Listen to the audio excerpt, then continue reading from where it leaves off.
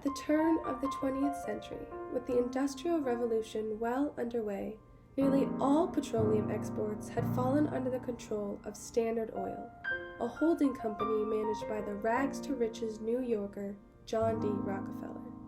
While others were swayed into submission by the influence of the oil monopoly, Ida Tarbell was not afraid to accept the task of investigating the secret practices behind the company's success. After disclosing her findings to the public, outrage fueled a demand for reparations and led to the court-ordered dismantling of Standard Oil in 1911. By being relentless in her pursuit of the truth, Tarbell was able to initiate a movement towards stricter business regulations and inspire a change in the nature of journalism for generations to come. As many people today never knew a world without the internet, Ida Tarbell never knew a world that wasn't impacted by the oil boom. She was born in 1857 and raised less than 30 miles from the origin of the oil industry, Titusville, Pennsylvania. Oil would shape her childhood. By the time she was 4 years old, she had already experienced her first oil burn. She spent her days watching wells spill hundreds of barrels of oil every day, trenching the ground and anyone around them. The people in her community saw it as the key to wealthy and happiness, and for good reason. As the Industrial Revolution raged on, the demand for petroleum only increased. Oil was used as a lubricant for steel-making machine and rail lines, as a fuel to burn in lamps, and as a key ingredient for other useful products. One man would rise above all others in the pursuit of the riches of oil. He was born into poverty in 1839, yet had always dreamed of becoming wealthy one day. His name was John Davison Rockefeller. There is a reason John D. Rockefeller was referred to as the Napoleon among businessmen. From the beginning, he was aggressive in his business tactics, weakening competitors to buy them out when they failed, and allying with the wealthy whose investments allowed him to expand at a rapid rate. Soon, Rockefeller owned his own barrel factories, freight cars, warehouses, and pipelines. Yet, this wasn't enough for him. He sought to consolidate any corporations he could into Standard Oil in order to eliminate any unpredictability among the petroleum industry. To achieve this, he created a new form of organization called a trust. With a trust agreement, corporations would exchange their stock for a share in the trust, providing Rockefeller with more money and more control. By 1889, Standard Oil had already absorbed 70 companies and controlled 90% of petroleum exports. Knowing this, it is quite understandable why the general public feared Standard Oil, as though it were an all-knowing and all-seeing beast that ruled the oil industry and the world. To everyone except its own members, the trust was viewed as a menace and a threat. But with great disparity in wealth, and no one with any real evidence to wield against them, it seemed Rockefeller's creation was unstoppable.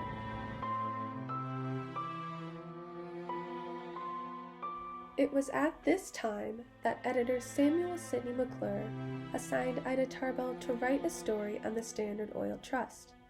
Despite warnings from her own father, Tarbell agreed to pursue the story.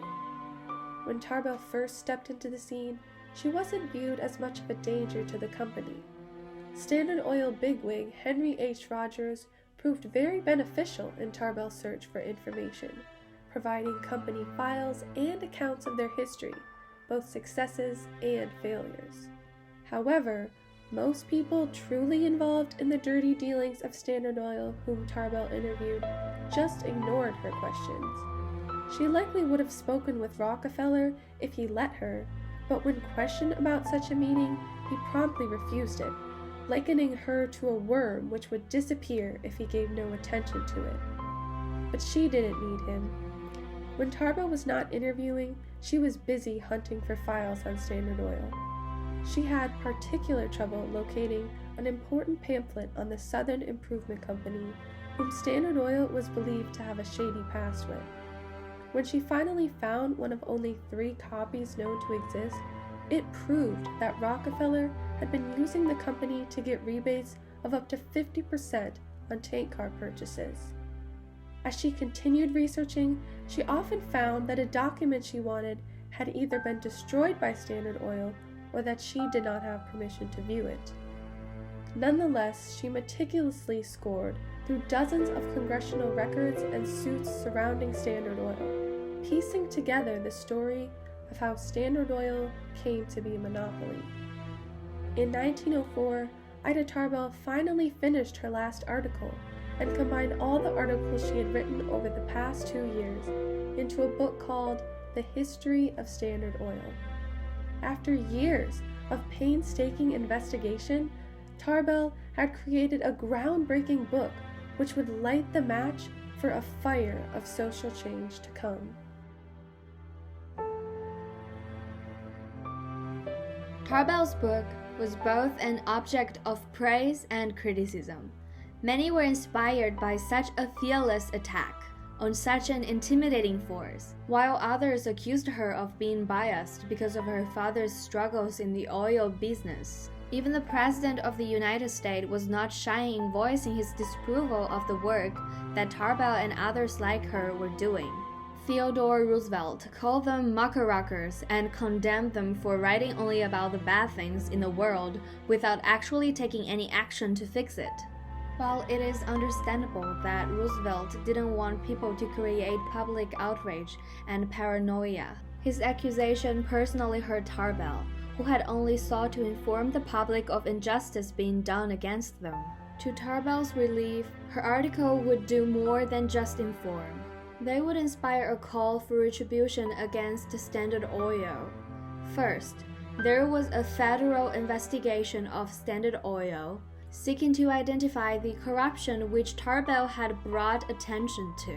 The investigation would indeed uncover incriminating evidence against the company, and, in 1911, Standard Oil would be called to court on accounts of illegal trade and attempts to monopolize. The evidence held against them was their formation of a trust, which was a violation of the Sherman Act of 1890.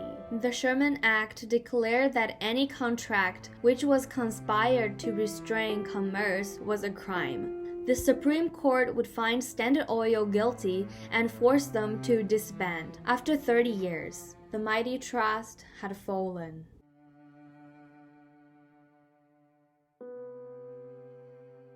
Unfortunately, Ida Tarbell was not able to eliminate all monopolies for the rest of time, but she will still be remembered as the first to understand and challenge the power of the modern corporation, the first to dig deep into the way corporations bought and used politicians, and the first to force a president to check that power. Tarbell did not have the power to actually enact legislation on her own, but the words she left behind are just as precious as any government decision. A major part of Ida Tarbell's lasting importance is the lesson she leaves for how to handle big businesses.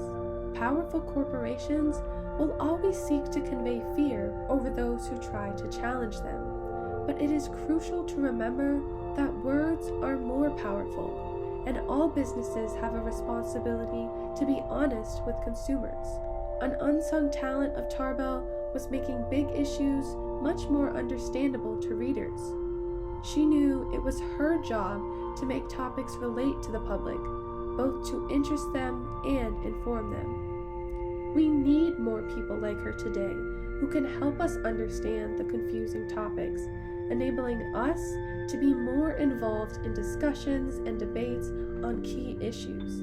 While new technology has drastically shaped the field of journalism and allowed for great advancements in the presentation of media, it has also threatened the authenticity of our news. Today, social media is polluted by unreliable sources and outrageous claims with nothing to back them up. Journalists must not fall into this trap, because if the core mission of journalists is not to seek the truth, then the profession has lost its luster.